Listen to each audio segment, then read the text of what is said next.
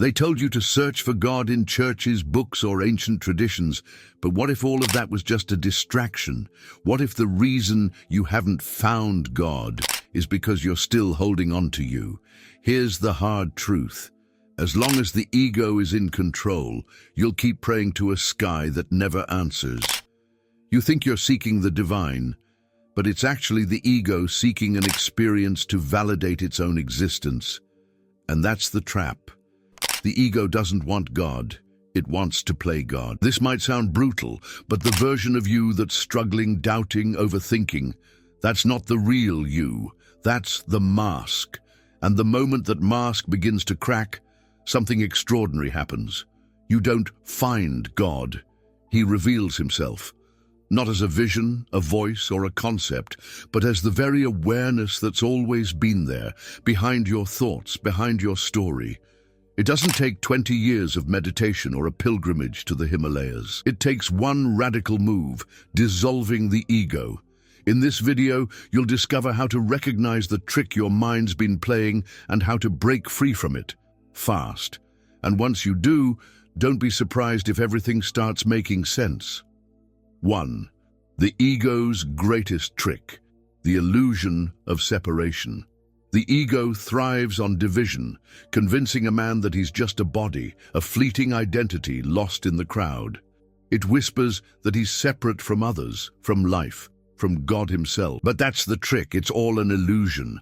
The moment he realizes this, something shifts. He begins to see that he was never outside the divine presence, only trapped in a mental fog that kept him from recognizing the ultimate truth. Think about it. Every argument, every grudge, every moment of feeling alone comes from this false belief in separation. A man fights for status, wealth, approval, thinking these things will fill the gap inside him. But the gap doesn't exist. It was never there. The ego just made him believe it was. The real question is, what happens when he stops believing the lie? When a person starts paying attention, they notice something odd.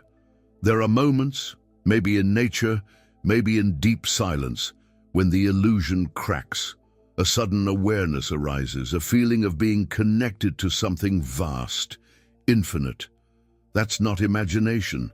That's reality peeking through the noise of the mind. The ego panics at these moments because its grip weakens, and this is where the real game begins. The more a man sees through the illusion, the less power the ego has over him. He stops reacting, stops clinging, stops believing every thought that pops into his head. He starts to wake up. But the next challenge is even bigger, realizing that the mind itself is not who he is. 2. The mind is not you, breaking free from the inner dictator. Most people spend their entire lives listening to a voice in their heads, assuming it's them. This voice never shuts up. It criticizes, doubts, overthinks. But here's the truth. That voice is not you. It's just the ego, constantly narrating reality, making sure you stay trapped in old beliefs. The moment you stop identifying with it, something powerful happens. A deeper awareness emerges, and for the first time you experience silence. Imagine this. You're driving, and suddenly a thought pops up. I'll never succeed. Most people take it as truth. But what if you saw it for what it really is? Just a thought, nothing more. You don't have to believe it, react to it, or let it define you. The real you is the awareness behind the thought, watching it come and go like clouds in the sky. And the moment you see this, the grip of the mind weakens. The best way to experience this is through practice. Meditation, for example, isn't about stopping thoughts. It's about noticing them without getting sucked in. Try this. Sit for 5 minutes and watch your thoughts like a movie. Don't engage, just observe. You'll realize something incredible. The mind runs on autopilot, repeating the same patterns. But once you stop identifying with it, those patterns lose their power. This shift is life-changing. A man no longer reacts blindly to emotions, fears, or desires because he sees them for what they are, just noise. He starts to live from a deeper place, where true intelligence flows effortlessly. But there's one thing that still keeps him trapped: Fear and desire, the twin forces that keep the ego alive. 3. Fear and desire, the chains that keep the ego alive. The ego has two main weapons, fear and desire. One keeps a man running from what he dreads, the other keeps him chasing what he craves. Together, they create a prison. He's never at peace because his mind is always fixated on what might go wrong or what he still doesn't have. This endless loop keeps him blind to the ultimate truth. He already is everything he's looking for, but as long as the ego runs the show, he'll never see it. Think about it. How much of life is controlled by these forces? A man works endless hours, not because he loves it, but because he fears not having enough. He stays in a toxic relationship, not out of love, but because he fears being alone. Desire whispers, just a little more and you'll be happy, while fear says, if you lose this, you'll regret it forever. And so, he remains trapped, chasing and running, never truly free. The moment he steps back and observes, everything changes. Instead of reacting, he starts questioning, is this fear real or just a mental habit? Do I actually need this thing? Or is it just my ego playing tricks? A practical way to break free is to pause before acting on any strong emotion. If it's fear-based, he can ask, what's the worst that could happen? If it's desire-based, will this truly fulfill me or just keep me chasing? This shift weakens the ego's hold. A man who no longer fears loss and no longer clings to empty desires becomes unstoppable. He moves through life with ease, knowing nothing outside of him has real power over him. And this realization leads to the biggest key of all, the present moment, the one place where the ego cannot survive. 4. The present moment, where the ego disappears. The ego exists only in time. It needs the past for identity and the future for control. But in the present moment, it vanishes. That's why the mind constantly pulls a man out of the now, dragging him into memories or anxieties. It knows that if he fully lands in the present, its illusion of power is exposed. The moment he brings full awareness to this second, right here, right now, the ego loses its grip. Ever noticed how children are completely immersed in whatever they do? They're not overthinking or worrying about tomorrow. They just are. That's the power of presence. A man who learns to live like that experiences something rare: peace. Try this. Throughout the day, pause and fully engage with whatever is in front of you. Whether it's drinking coffee, walking, or even listening, do it with full attention. That's awareness. That's where the divine presence is found. A great trick to snap into the now is using the senses. Feel the air on your skin. Listen to the smallest sounds. Notice the rhythm of your breath. In that instant, thoughts slow down and something deeper emerges. This is why monks meditate and why athletes call it the zone. It's the same principle. When a man is fully present, he's free. There's no fear, no overthinking, just pure experience. And this is when he realizes something shocking. God was never absent. He was simply drowned out by the noise of the mind. When awareness takes over, there's no need to seek, no need to struggle. He doesn't find God. He becomes aware that he was always here. But to stay in this state, one thing must happen. He must surrender, letting go of control and trusting life itself. 5. The power of surrender. Letting go to become limitless. Surrender is one of the most misunderstood spiritual truths. Most people think it means giving up, but it's the opposite. It's stepping into infinite power.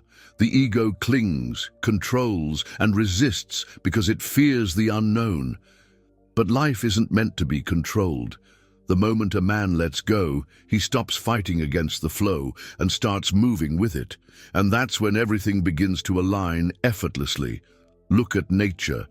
Birds don't plan their next meal. Rivers don't force their direction, yet everything works in perfect harmony. Why? Because they don't resist. A man who surrenders realizes the same truth. Instead of stressing over every decision, he trusts that the right path will reveal itself. Instead of forcing outcomes, he allows life to unfold. And ironically, that's when things start falling into place. One of the best ways to practice surrender is through action without attachment.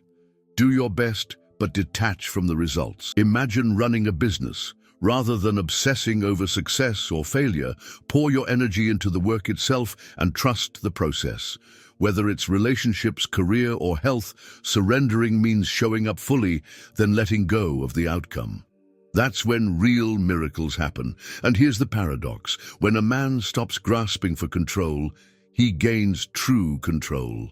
Not over life, but over himself. He moves through life with confidence, knowing he's guided by something far greater than the ego. And eventually, this surrender leads to an even deeper realization. If he's not his thoughts, not his desires, not his fears, then who is he? 6. The death of the personal identity. Who are you without your story? Everything a man thinks he is, his name, his past, his struggles, is just a mental construct. The ego stitches together a story, calling it me. But that story isn't real. Strip away the labels, the history, the roles he plays, and what remains? A vast, silent presence that has nothing to prove, nothing to defend. This is his real identity. But the ego fights this truth because the moment he sees beyond it, its control is over. Think about it. Who were you before the world told you who to be? Before you were a son, a husband, a businessman, or whatever role you play? That person still exists beneath the layers of conditioning. And when a man stops clinging to his story, he stops reacting. Insults don't sting, failures don't define him, praise doesn't inflate him. He becomes untouchable because he's no longer tied to a fragile identity. Here's a simple test. If you lost your job, your reputation, or even your memories, would you still exist? Of course, that proves identity isn't in those things. A man who realizes this stops seeking validation because he sees the game for what it is. He moves through life with quiet confidence, no longer trying to prove himself. And ironically, this makes him more magnetic, more powerful, because nothing shakes him. And this is where the final awakening begins. If he's not his story, then what is he? The moment he lets go completely, something profound happens. What remains isn't emptiness, it's fullness, a divine presence beyond words, beyond thoughts. And here's the final paradox. God isn't something to be found. The moment the ego disappears, he is revealed. 7. God is not found. He is revealed when you disappear. The greatest spiritual paradox is that God is never missing. He's just hidden behind the noise of the ego. A man spends his life searching, praying, chasing enlightenment, but all of it is based on a false premise, that he's separate from God. The moment the ego dissolves, what remains is pure, silent, all-encompassing presence. He doesn't find God. He realizes God was never absent. He was simply too distracted to see. Imagine a cloudy sky. The sun is always shining, but if a man only looks at the clouds, he'll think the sun is gone. The ego is that cloud cover. Layers of thoughts, fears, desires, and identity that block the view. But the second those clouds part, the truth is obvious. No searching, no effort, just direct experience. That's what happens when a man stops identifying with the mind. The divine presence isn't out there, it's within. This is why the deepest spiritual teachings always point inwards, not towards belief, not towards rituals, but towards awareness itself. A man who silences his mind even for a moment will sense it, that vast, unshakable presence underneath it all. He can call it God, the ultimate truth, or simply existence. The name doesn't matter. What matters is that once he sees it, he can never unsee it. And that changes everything. Fear loses its grip. Suffering fades. He stops seeking because he understands. He already is what he was looking for. And from that space, life is no longer a struggle. It becomes a dance, a flow, a constant unfolding of something greater than the ego could ever imagine. But the real question is, how does a man get to this point? How does he dissolve the ego and let God reveal himself? If you want to elevate your vibrations and manifest with more ease, I have prepared something special for you. Click the link in the first pinned comment and join us in the journey of awakening your inner mage.